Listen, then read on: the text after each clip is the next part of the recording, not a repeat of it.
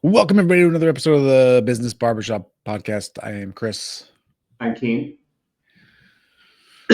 Today we have just a couple of smorgasbordy type of items to talk about, just things that we think are fun. So I'm gonna let you talk about robberies, talk about AI, all kinds of fun Yeah. stuff. So Keen, I'm Yeah. gonna let you kick it off. What should we talk Yeah. about first? I don't think it'll take up our whole show. I think it's just an interesting thing. I thought that, what makes, I don't know if you're a movie guy. I'm a big movie guy. Are you a big movie guy? Do you Movie watch guy? much? Yeah. I mean, yes, I think so. Okay. I'm a pretty big movie guy. And my son's growing into one. So we have a lot of these movie conversations. And heist movies are some of the great movies I love watching. You know what I mean? I mean, they're about to come out with that Now You See Me like sequel. There's that one movie I think called Inside Man that was Yeah. great. And Denzel Washington loved that movie. And then obviously some really famous ones that they don't get away with it, like Heat. There's a whole bunch of them. By the way, Italian Job. Yep, this is not a movie, but there are two like a short, like 6 episode series on Netflix that are super good. Super Which ones good. are they?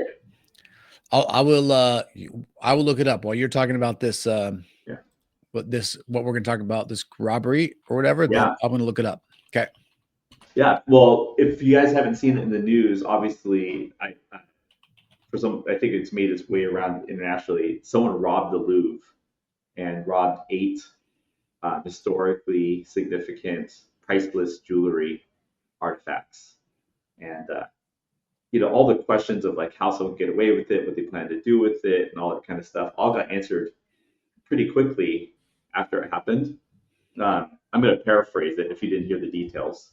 It sounded like it was probably a version of an inside job because they knew exactly where they would be. They knew there was work already being done on the Louvre, so they dressed up as construction people. They had set up some kind of like exterior, like ladder system, those motorized, from a vehicle to access the upper level. But they just dressed up like some construction guys doing work. Yep. It's funny because I went through like security training for our company, and one of the things it mentioned was the most common thing is construction people carrying a ladder. Everyone ends up just opening the door for them and never ask them for credentials. Right. So the trick that criminals have figured out, well, this was like a more advanced version of it. They dress up construction gear, literally just roll in some, I don't know what brand they use in Europe, but I know in the US they're always like a genie. I'm talking about, they have the genie logo on it, but they have the motorized ladder system, and went to that room, robbed the jewels, and they specifically, in movies they usually show it when the place is closed, like it's a security system when it's closed and blah blah blah.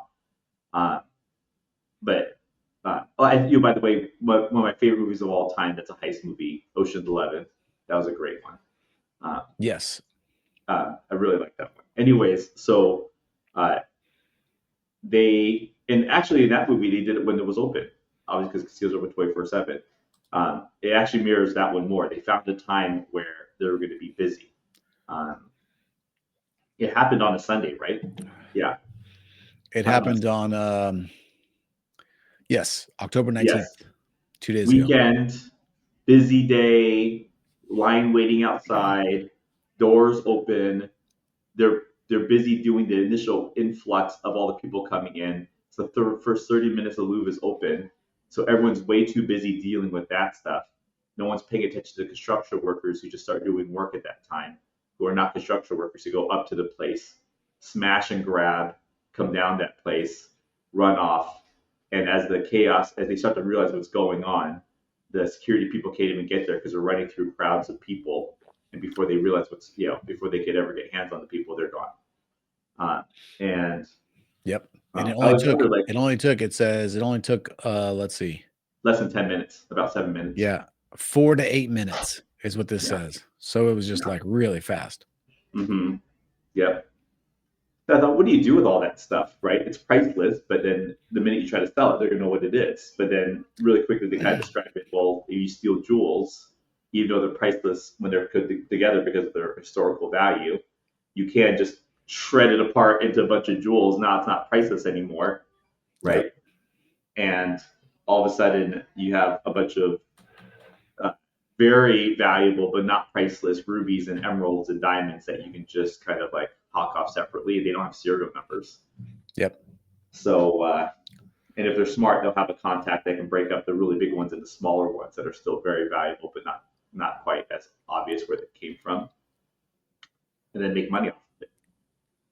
But one of the reasons why I thought I was bringing it up is that I thought one of the reasons why these brilliant heists never end up happening is because if you watch those movies, the amount of like organization, intelligence, teamwork that it takes to pull off that heist requires, a very high level of, planning, operation, teamwork, leadership, fulfillment, right, and execution. I mean, it's like the same thing as like a pro football team saying how we're going to do a 2-minute drill to win the Super Bowl, and how many times you have to practice it in those situations. Or like if you ever seen like the story about how they took down Bin Laden, how many times they, created that building and then recreated different room layouts and practice running through it before they do it, right? To be able to have high success in that space requires this very high level form of, of, of, of teammates and teamwork and leadership and organization.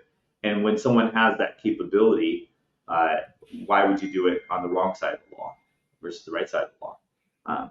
Which is why those movies are more commonly fiction. But hey, this is just evidence it can still happen. And you're right. I would say though, in reading about this particular one, there probably was a little bit of planning involved, but it was a relatively straightforward smash and grab. Like the entrance and the exit really were probably the sort of the only thoughtful parts of this. I'm not sure how it'd be interesting to see like a layout of where they went, you know? They But described it as like a long hallway. They went up to a balcony. There's one hallway. There's room at the end of the and they just grabbed everything right there and then ran back out, right? Same way they came in. Yeah. Yeah, I mean, this does take some thought. I think in some ways, although this seems like it was probably pretty thoughtful, I was probably a bunch of dummies that got lucky. I would guess there's like some element of that. I think it's a blend. I mean, at the end of the day, they knew what time to do it. They knew what to expect when they got there. They knew exactly where they were going. They had to plan out the construction gear. They had to know that was going to probably fly. They had to rent the gear to get there. They had to have an exit plan. You're right. They, that still took. Maybe I mean, it definitely wasn't as like layered as like watching Ocean's 11, right? Having Matt Damon fall around, Andy Garcia, aka Terry Benedict, and like learn his whole schedule, and then learn how he runs all the things, and then get the acrobatic Chinese guy to fit within the catering. That stuff does happen though, but you're right. It does take just a lot more time and and thought. But yeah, you're right. Okay, it does take a good amount of planning and thought. There's more moving parts than I guess you might think about at first glance if you're just going to do it to not get caught, at least, right? Right. I thought a really interesting version of a heist movie was there was a recent one done where it was a group of like mercenaries that were ex special forces who robbed a cartel, which kind of saw that one. I think spins the whole like moral concept. Was there money in the walls? Was there money in the walls? Yeah, I think so. Yeah. Yep. I saw that one too. It was good. Money Heist is the one that I'm talking about. Okay. You will love it. You will love it because there are all of these twists and turns, and they basically, and it's a Spanish movie. I think they go into like they steal a tremendous amount of money from the Spanish treasury, right? Mhm. And they go in there, and the whole time you're thinking like, great, good, you got this money, but like, how are you gonna get out? And then you're like, oh snap! Like it's good. It's really good. There's a bunch. There's a bunch of different pieces through it. It's really good. It's really good. It's like 6 episodes, so it's just a little bit longer than a regular movie, but it's really good. You'll like it. But yeah, I mean, those things are interesting. I think it's just funny how that thought process in your mind works. I just read it and I was like, wow, people sold some stuff. Good for them. Yeah. You know, Yeah. I think there is this element of people that are like just not a part of society, you know, and that like to cause chaos.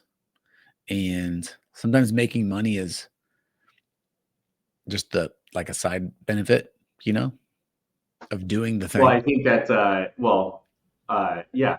I mean, it just goes into like how many heist movies there are. It reminds me a little bit of like Point Break, where they could use the money, but a lot of it was like some people are addicted to the adrenaline of it, Yeah, definitely. you know. Definitely. Yep. Oh Which yeah.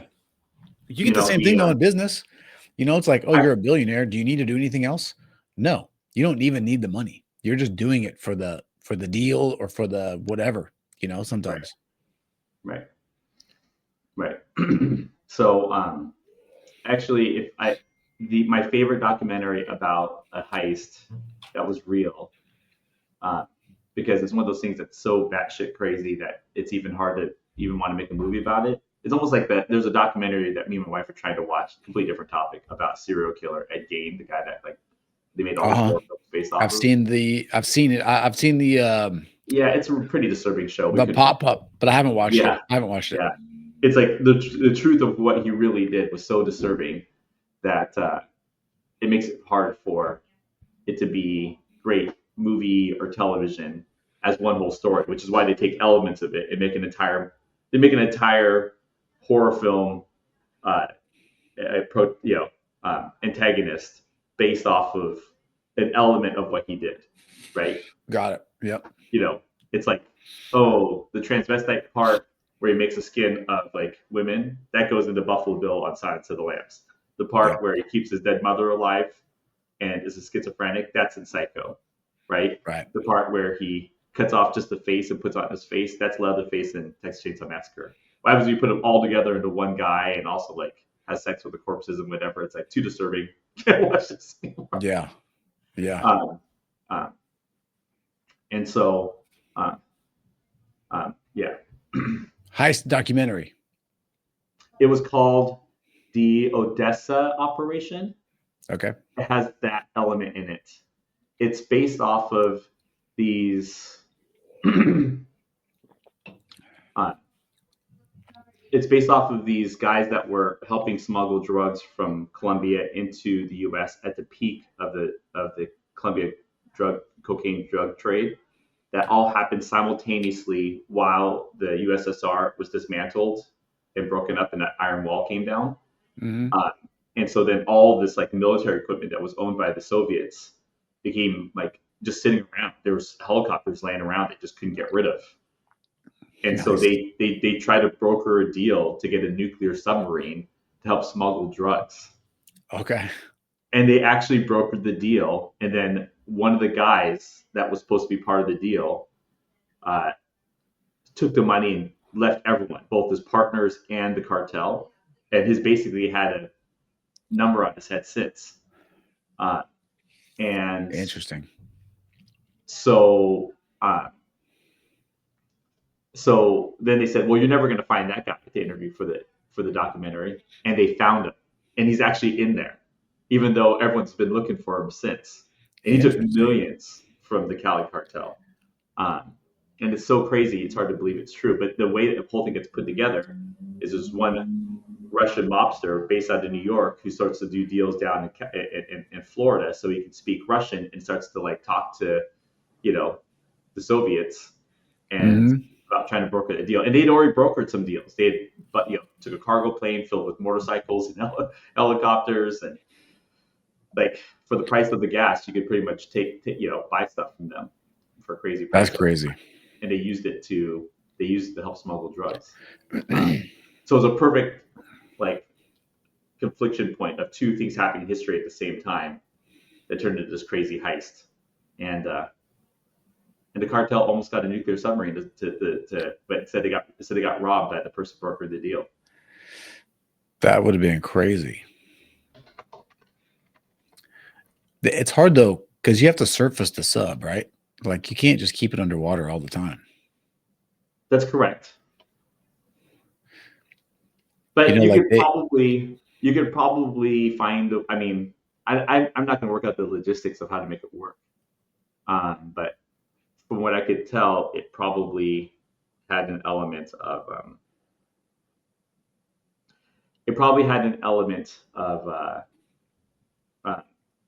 it carrying cargo on the exterior that you could find a way to discord it from underwater. So it just that part surfaces only because those submarines aren't detectable anyways. Yeah. You could just release the drugs and let them float to the That's exactly it. and pick them up or something. Yeah. Mm-hmm. Yeah. Interesting. So, anyways, I thought that was a fun thing to talk about. But if you guys are thinking about doing some crazy shit like that, obviously our recommendations don't. But it's really interesting to see it when people do. Yeah. I remember when there was the first sign. You always can tell, like in movies, what large group of immigrants are coming to the U.S. who then do organized crime, kind of come in waves. Like if there's a large group of immigrants coming from a country, then also come sometimes the criminals that come in there. Like if you look at when the Italian mob and whatever, and what the triads were like an older thing because those Chinese gangs way back in the day, right? So in more recent movies, it's been more of like Russian mob because of obviously the fall of the USSR and so forth, and that's kind of died down a lot since. But obviously, it was still kind of that's going on when the first John Wick movie came out. Mm-hmm. And I remember when there was first signs of Russian gangsters in Washington. I remember seeing a scam they had going on for a while that was pretty smart, and it obviously once they realized it didn't last. But they would steal a car, they would jack off all the body parts off of it. The car would get totaled, and the way they would launder the deal is they would go buy the car at the auction. And even when you buy these parts from the manufacturer, which are super expensive, they don't always fit as perfect as the original ones that were fitted. Right. So they buy this car totaled, and they just slap, and then it's clean, right? They just put it back together, basically. And you put it back together, and boom, they could sell this car for 20, 30 grand. They bought it for $2 million, and it was laundered, right? And they probably got away with that for a while before they realized what was going on. But the same thing, if you're that smart, dive into the tax code, read into the development code, look at opportunities of business, just lots of opportunities, which actually kind of is a great segue. The second thing I want to talk about, we talked a little bit on our last show about sectors being overlooked with Chris, right? Yep. Talked about, hey, if Rocket Mortgage and United Wholesale Mortgage are trading at a higher multipliers, and same with home builders because everyone's projecting real estate to be better next year, what about these other companies? And that actually, I think, is a segue into a bigger topic. The real story is, like, if you turn on Bloomberg in the morning or the Quick Money Show on MSNBC, 99.9% of the conversation is about tech, AI, energy, tech, AI, energy, tech, AI, energy. It's all circling the same topics. And for good reason, because statistically, the bulk of the value and revenue in the S&P 500 is coming from the Mag 7, right? And so, it should dominate the headlines. But in that moment where people are so highly focused in another space, they will miss undervalued assets. Mm-hmm. They just flat out get ignored. I was talking to a friend yesterday, and this isn't stock advice, but the conversation I had with someone yesterday was, when does UPS start to turn around? And I'll be honest with you, in that conversation, I wasn't even paying attention to UPS, but they're staple in logistics, right? I'd probably say the best of the group. I don't know how their profits are and so forth. They have deep dive into the balance sheet a little bit. the company is trading at all-time lows, scraping off the floor. And in addition to that, I want to say they're trading at a massively low PE. Let's just take a look. And to boot, they're paying a 7.5% dividend on top of that. Interesting, it went up almost 2% today, but still, year to date, it's down 30%.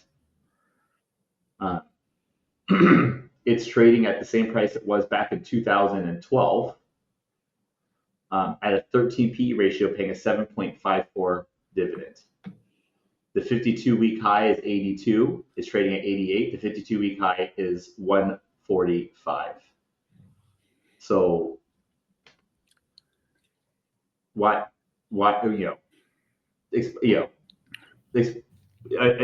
and the value price, if you look at a 5-year chart, looks pretty much like a downward slide. And Mm-hmm. I kind of get that because I remember being really bearish on UPS because once Amazon started doing their own logistics, it's like, Right. oh man, right? They can literally compete with FedEx and UPS. But not And they everyone's do. going to use. Not everyone's going to use them for logistics, right? And I think there's a point where they do stable out, and when is that going to be? I'm not saying that now's the time, but it just makes a good point of like, it wouldn't even on my radar to look if someone did make the comment to me yesterday, right?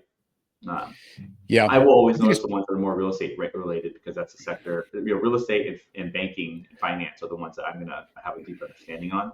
But it, the core of being a good investor is identifying um, opportunities other people don't see and having enough guts to act on it. You have to have enough guts to start the business. You have to have enough guts to make the investment, right? And so I think it's just a really unique, opportune time for opportunities that are just not being looked at. It's not just the real estate sector. I think it's all over the place because of tech. yeah. What I'll say is this: I think it's tricky. So, like, let's use UPS as a our example. I don't know anything about UPS, so let's start there. But for me, thinking about UPS and just the little bit that I do know, one thing that would make me nervous about investing with them is not just the Amazon effect from like what you see on the street. And like you can see that obviously Amazon is everywhere and delivering their own packages basically internally. But I think what makes me nervous about a company like that, and this just could be lack of information, is it doesn't seem like those type of companies. And what I mean by those type of companies would be like the standard bearers for a certain type of industry are doing enough to innovate in their industry to avoid being taken over by someone that is innovating. And in that space in particular, like whenever you have Amazon playing in your backyard, that is dangerous, Mm-hmm. because they put so much money into trying things and sort of thinking outside the box. I mean, drones, for example, which are probably going to be used, but I don't know if UPS are they investing any money in sort of like this new technology, or are they just going to drive around in trucks all the time? That's Not sure. that's that's That, like that the begs one of the thing. questions that goes into it. And there's also the part of like, what should be a fair valuation of a company if it's stabilized and they're just going to hold the market share that they hold now, right? Yeah. I mean, if they're kicking off big dividends, that's one They're thing to clearly making a consider, profit. I think. Yeah. And you may not buy that type of stock for the appreciation in the value of the stock. You may just buy it for what For it the kicks dividend. off. Yeah. Well, I think that I wouldn't buy it unless it's going to give you both. There's too much opportunity for growth in other sectors. But my take on it is, uh, like I always tell most people things like, if you hear about some factors that implies they might be a good investment, the problem with buying a stock in Robinhood, it's so easy. People will just buy it right then based off of that hunch or that hint. And what I tell people is, if you're going to buy individual stocks and not into an index, the conversations like this are not permissions to buy. Conversations like this are permissions to research. And if you're not willing For to do the sure. research, you probably should just buy an index, right? Yep. Definitely. Yeah. That's what I do. I'm an Yeah. index guy. There's a Just like couple you of, wouldn't start a company on that same hunch. Think about it this way: Would you for buy? sure. Would you literally start a company based off the exact same hunch? If the answer is no, then that means why not? Because you have to do more research. Well, the same Yeah. applies, right? Yeah. Yep. Yeah. I think that there definitely is, an overemphasis on what AI can do right now and how it's going to change the world. I think it will continue to grow, but there are a bunch of companies that have huge valuations right now that don't even have like a good use case. Like it's an idea that someone has done a good job of selling and used the word AI a lot in their marketing materials and had people invest in. Mostly these are startups and private companies. These aren't really big companies necessarily, but the same thing applies, just because someone UPS says they are now, integrating AI into their processes, like that doesn't really mean a lot. I'm integrating AI in my processes. We're a tiny company. Right. We're integrating it Right. into multiple of our companies. But the question even is though, even then is what does that really mean? Does it really move the needle or does it make things a little easier? Is it a type of thing that's going to significantly increase your profit, I guess maybe. This is Who a knows? really good conversation. So, like, what I this actually to me brings up a lot of conversation about how to identify good deals on the stock market. So, here's a question you would ask: Is this company threatened by the integration of AI and robotics in the future, or does it look like what they're doing could be impacted by it, but more likely could make it just better? And do they have a defensive moat both against that sector Right. growing and also against their competition? If the answer is yes, so all it does is improve. Like that's why a lot of these tech companies, usually when you hear about them laying people off, it's because of revenues dropping. But these Mag 7 companies are investing, they're making the biggest profits they've ever made. And they're investing in a substantial amount of money in energy and AI and simultaneously laying people off. So it's easy on a multiplier to say, if nothing else changes except for they've shaved off 25% of their working staff because the other 75 are more productive with AI and they're the leaders in that space, that makes sense why they're trading at a more aggressive PE ratio. Like their PEG is going to be projected for better profits. Those are companies that it's easier to see that, right? Like, I've talked a lot about Google. I think Gemini 2.5 is better than ChatGPT 5 right now. And I've always felt like they've always had a leg up on the Meg 7 because, the main source for information that these large language models are pulling from is Google searching, and they own Yeah. the data. And but their mixture of hiring and laying people off, but there's more layoffs than there are hires. And it's because lower level programming that's more of like kind of grunt work is easily replaceable by AI. And so they can get more production out of certain people. And so it's like we can grow the company, we can grow our resources, we can grow our profits, and simultaneously cut costs is a huge benefit to these companies. And so, but they're, if you just go through uh, probably the biggest companies out there and said which ones have a defensive moat that AI doesn't look like it's going to hurt them as much. Maybe like Costco. I mean, Costco I think has been trading at ridiculous So, PE ratios yeah, anyways. But it's interesting that you have mentioned defensive moats twice. I was just listening to this podcast and they were talking about the different types of moats that successful businesses can create around their business. And I think and I've looked it up so I could remember the list, and I think that when it comes to, because I think AI is going to make things more streamlined and efficient across the board, no matter what, right?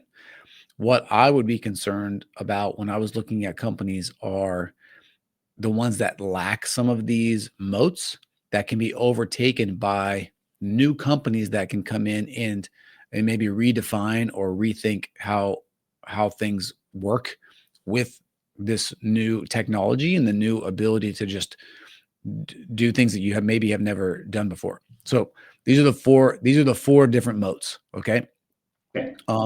One you sort of mentioned would be a cost advantage. Okay. So like a low cost producer, Costco, and a lot of these companies, by the way, will have several of these different moats. Costco, Walmart definitely would be one of those, right? Places where they are the lowest cost. So like people are going to go there just because it's cheap and affordable. The second would be network effect, right? Which is the more people that use it, the stronger it gets, right? So the why Facebook is probably never going to be overtaken by another social media channel ever. Because for people to switch to a Facebook like product, they have to get all their friends to go over there too.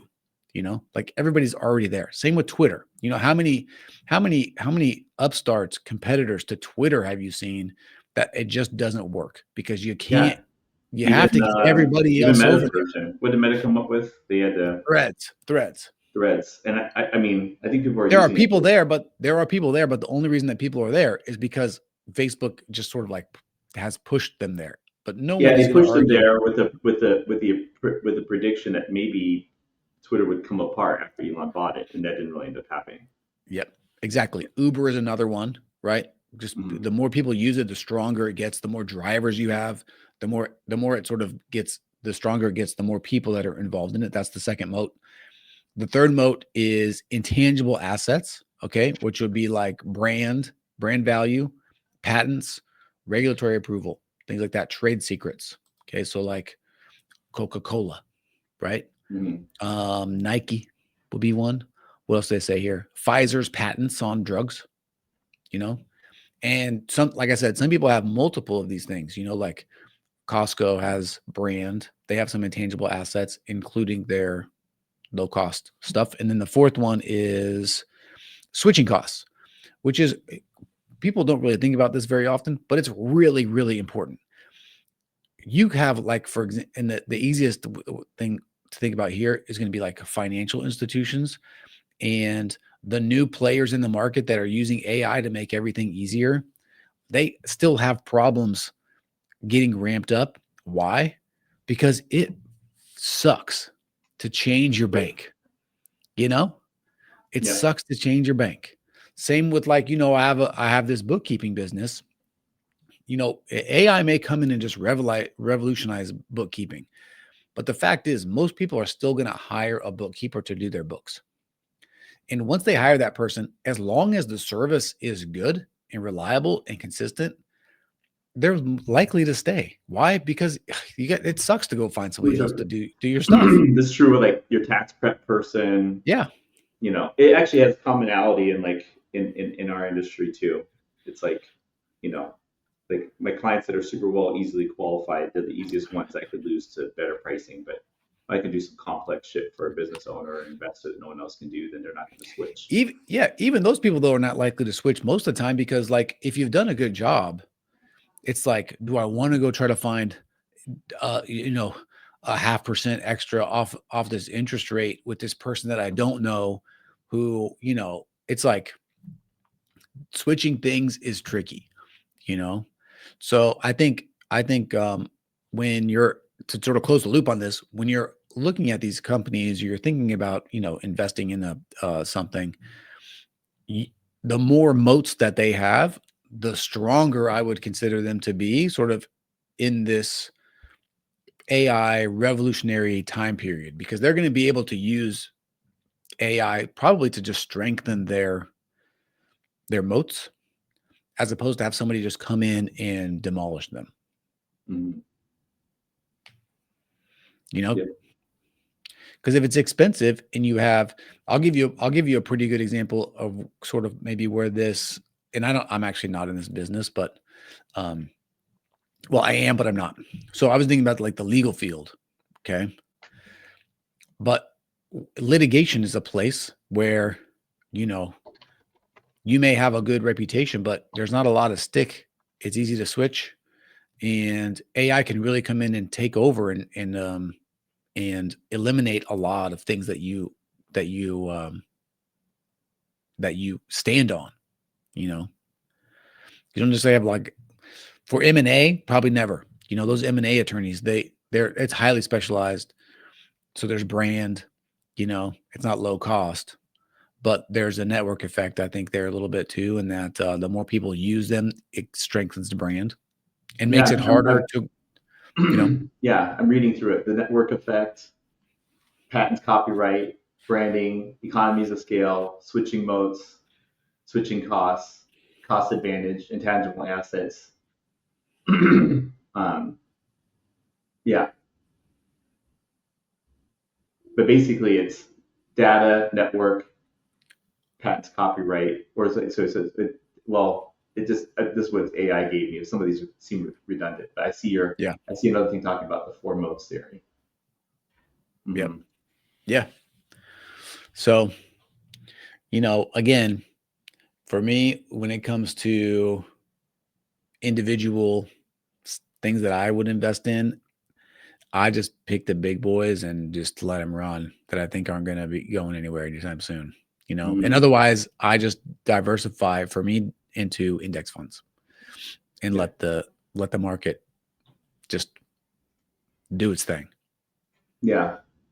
Yeah. And I think that if I think there's some really good points. I think they've mentioned all in podcasts about like the weakness of the S&P 493, because if you don't dissect which companies are going to be negatively impacted by AI, we already know that the Mag 7 will all benefit from it. But there are ETFs that only invest in the Mag 7, and um, and also it's a weighted index, so you're already getting more of the companies at the top anyways. But but if you're gonna get even more focused on it, that's basically where the QQQ falls in. Um, so again, that's not investment advice. Those are just some data out there that's worth sharing. So Yep.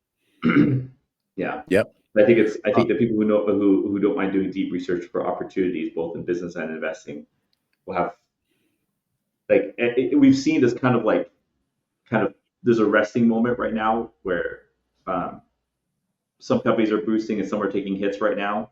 And so for a lot of portfolios, have been kind of flat the last couple of weeks, choppy and flat the last week and a half. Uh, and I think that the market's kind of taking a pause. In that moment of pause, if you're worried that some of your investments have done really well, if they're, I think that for a lot of them, if you really believe the companies are, they're just taking a breather before they go for another run. But it doesn't hurt to take some money off the table and put it in places that just seem like no brainers if it feels like a no brainer to you. yep. Yeah. I mean, I Yeah. think that well, the details of it will become more clear when we get mutual and we actually are past contingencies. But we're working on a deal right now, right? And it's a classic example of that very thing. Everyone's staring at it one way, and there's another way of looking at it, and when you look at it different ways, it's worth a lot more. Yeah. Definitely. Definitely. Okay. All right. Let's talk about one more thing before we go. Yeah. This Amazon AWS outage yesterday. How did you It how you feel really about showed that? up. It really, in my world, it showed up in a bunch of different sectors because a lot of companies were using that we've used software from used AWS. So it was like this one's down, this one's down, this one's Didn't down. realize how many it is, right? Mm-hmm. It's like, dang, that's like a real like weakness, Yeah. potentially. Do we know what caused it? No. I don't know if I haven't really looked into it. I don't know what happened. But that was pretty pretty catastrophic for a lot of things that we use, you know.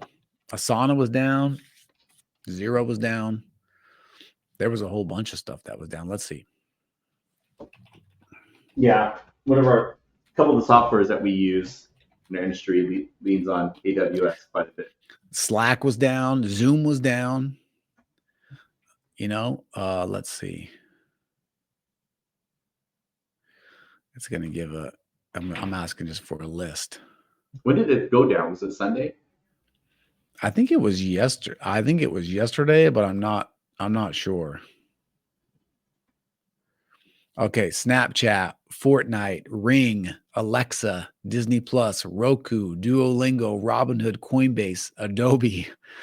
Like that's a legit list. Just everybody's gone, Nothing works. That's pretty crazy. This gives you another reason why you should buy Amazon stock, by the way, because it's still all folded in together.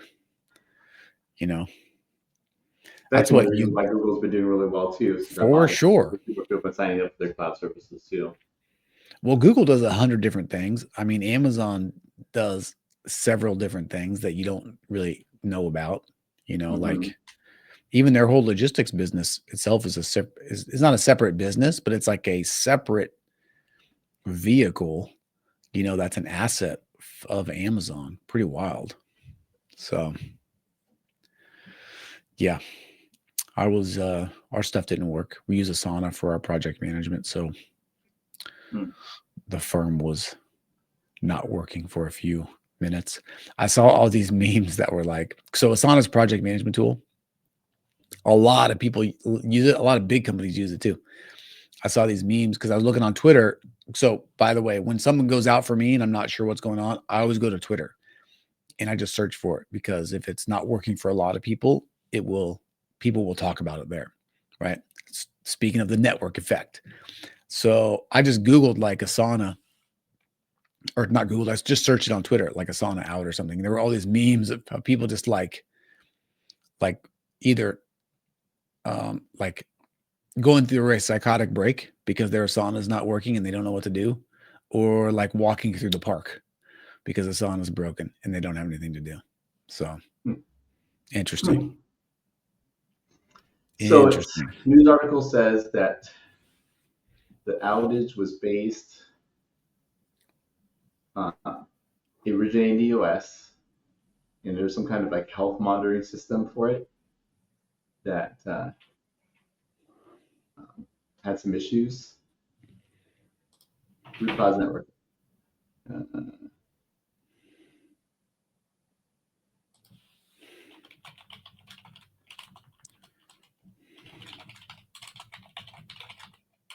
Yeah, some health monitoring systems of the networks basically had errors. I'm not a hardcore IT guy. All I hear is shit broke and it didn't work, and then they fixed it. Yep. This is what I have is the outage was traced back to a technical update gone wrong at AWS's primary data center in Virginia, which affected core infrastructure services like DNS and DynamoDB, whatever that is. Should have left that shit in Washington. You hate to be that IT guy that uploaded that little program into the into the system. Mm-hmm. You're gone. But yeah. Yep. How was your trip? Where'd you come? You were just somewhere. Good. Greece? Where'd you go? We went to Italy. For a little over 2 weeks. We went to a lot of cities, and it was all boys, all family. Me, my brother, my dad, my son, and my nephew. Oh, that's right. And was it cool? It was cool. We didn't think super heavily about sleeping arrangements. We just made sure there was enough sleep, like heads and beds kind of a thing. Mm-hmm. And motherfuckers, those people snore. Oh man. And some can sleep through it and some can't. My dad snores, but he's a light sleeper, so that's the toughest combo. So he always had his own room. I'm not much of a snorer, but I am also a light sleeper. Diane doesn't really snore, so I don't really have to hear it. But my brother snores, but he can sleep through snoring because my sister-in-law, he says, snores like a Mack truck too, so they just snore next to each other and are used to it. But, that's funny. So that was interesting. What was the highlight of the trip? Like, what was the coolest thing you guys did? Or I mean, I've done Europe a couple times. It's my second time doing Italy. So new for me was going to be I went to Bologna, I went to Venice, or not Venice, but Florence. Um, but my ahas, this isn't a good one, but like you need to plan your ticket entries to some of these basilicas ahead of your visit if it's really popular, like St. Mark's. Oh Because yeah. if you do it while you're there, you're not going to get in, which it was not that way when I took before. So we did get going to some of them. Luckily, it was at the tail end of the trip. We were able to get into the Vatican. That was the biggest ones, of course, and it's Jubilee year, and so we I still found it disappointing. I really want my dad to do it, but you do get kind of numb to it when you've been that's all you've seen the whole trip. So Right. food wise, I've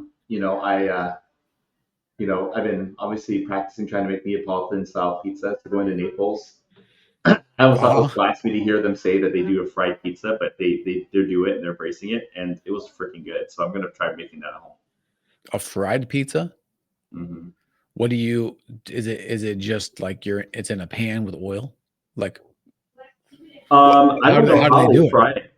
Um, what I think they do is they bake it slightly before it's fully done, then they drop it in a deep fryer afterwards to finish it. Uh, Before they put this stuff on it or while it's got like the cheese and everything on it? no. I think they do. I think they I think that they stage the cooking. I think they bake some of it, then they fry it, then they put stuff on it, and they put it back in the oven to finish it. Got it. Does it just make I think that's how they do the it. crust like crispier or something? Does it just make It the makes it have it not really like a donut effect because it's not as Okay. soft as a donut, but it reminds me a little bit of like Navajo fried bread. Have you had that before? Uh-huh. You got Yep. ever got the cactus? It has Yep. that kind of a thing going on, but it Got it. was good and it was Yep. recommended by locals in Rome, and Okay. so I tried it because of it, and it was great. That's cool. Yeah, That's cool. food. Naples. I've heard a lot about Naples. I thought about getting a soup while I was there because that's where obviously where they make like Neapolitan soups. We just ran out of time, Yep. and I figured I would just go there again and save the money now. It's a little bit chunky. I don't know if I want to have a soup made. I'm chubby as I am right now. But that city is not at all what I thought it was going to be like. Uh, I heard you have to watch your back a little bit more there. And there's some truth to that. But it's so not like the other Italian cities. Uh, the city it actually reminded me the most of. It's like imagine you take like Western Europe, like any Italian city, and then take like Ho Chi Minh City, formerly Saigon, and smash Okay. the two together. It's a little bit of a poorer city. People live a little more poor. People like you always see clothes hanging out of people's apartments. They stack themselves pretty tight. It's what I found out. It's the most densely populated city in all of Western Europe. Hmm. Is it Uh, big? Big city? the total population isn't as high for having that stat. I think it's under a million still. It's just how many people live in such a small area. Uh, and so Uh, landmass wise, no, it's not super big. But there's, with the suburban areas, it gets, people will say they live in Naples, they live in suburban areas outside of it. Um, but the food there is excellent. I'd say it was the best food of all the cities we went to. And we were told that we would experience that. I actually heard that the food that's better than that is in Sicily, but we didn't go to Sicily. Um, so we spent a little more time. We went and visited Sorrento, which was new for me also. Mm-hmm. And I've been to Amalfi before, but I didn't realize that there's so many different cities along that coastline. So I think I'm going to do another trip one day where we do just South Italy. We'll do the Amalfi Coast, Naples, Sicily, and there's those old cities on the heel of the boot, like Matera. Uh-huh. Uh, if you don't know Yep. Matera is the city that they did No Time to Die in at the beginning, where the beginning scenes of that movie No Time to Die were that city. It's one of the, I think it's the second or third oldest habited city in the world. People have been living there for 7,000 years Oh, consecutively. that's Yeah, cool. yeah.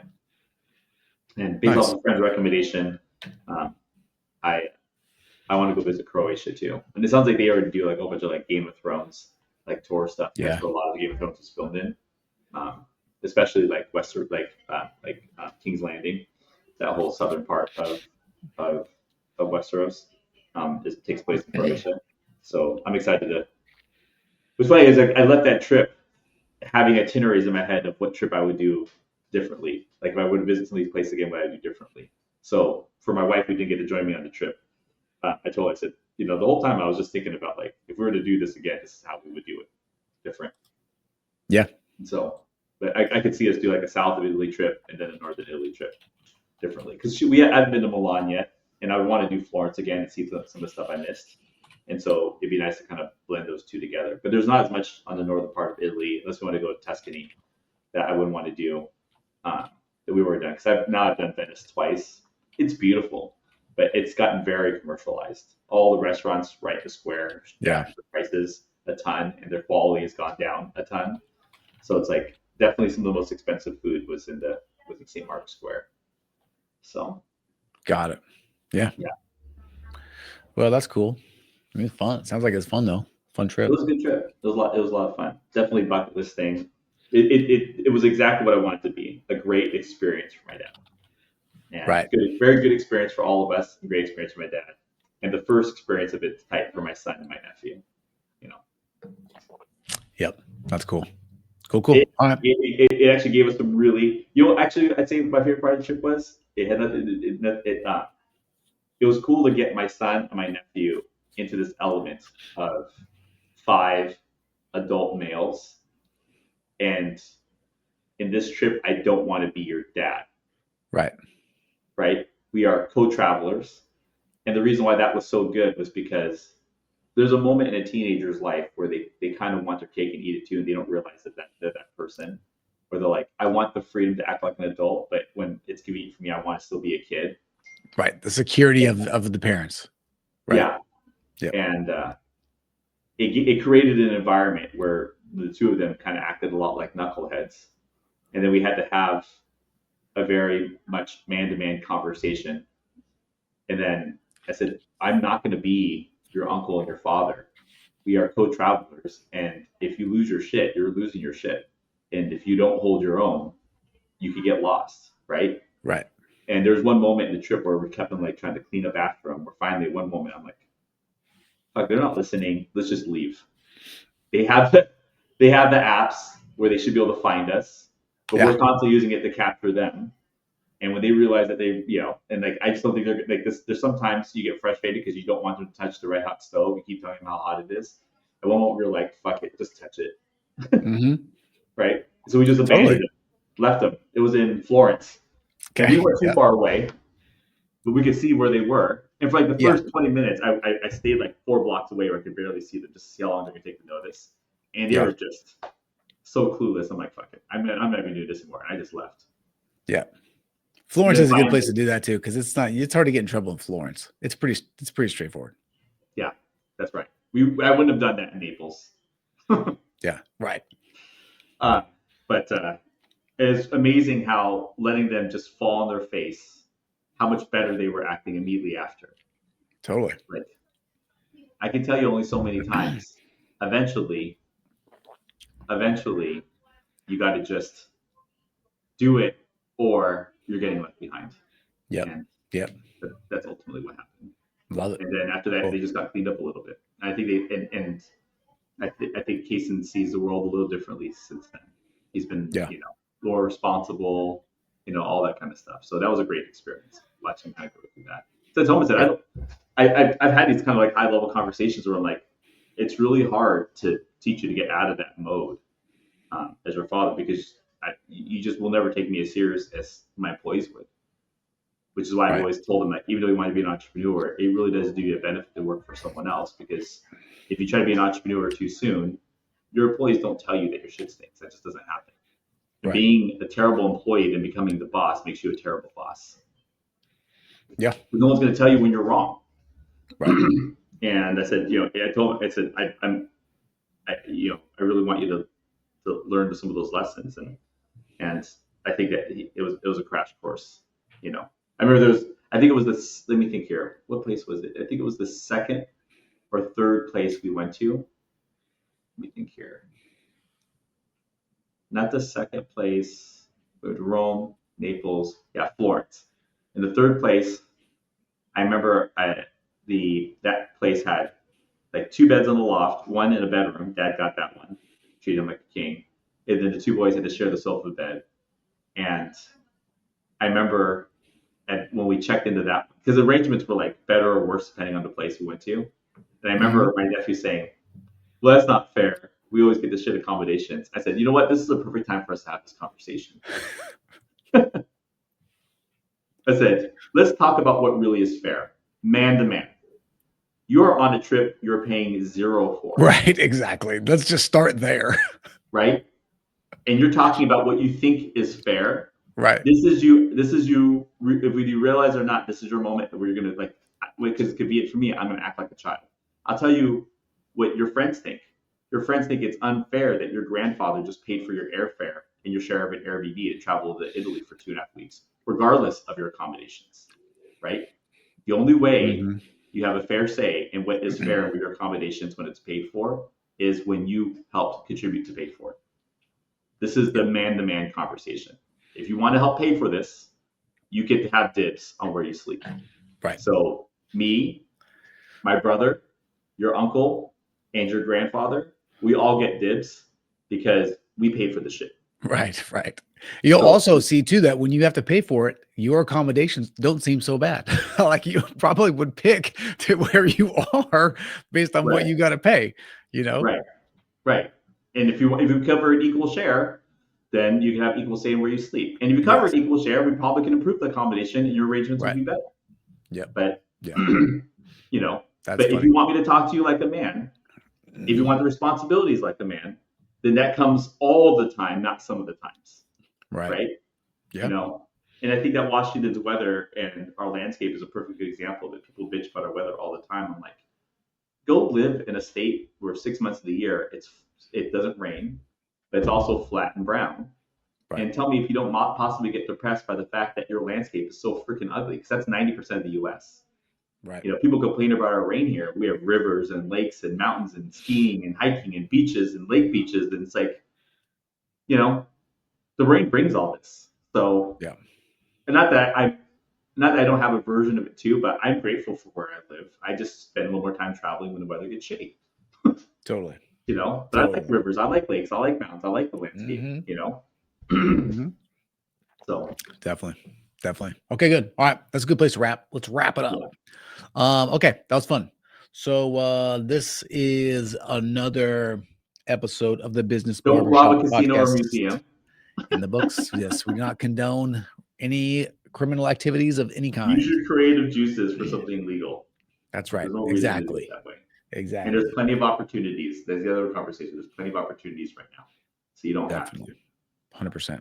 Yep. And on that note, I'm Chris. I'm Keen. We gone. See you later. See you guys later.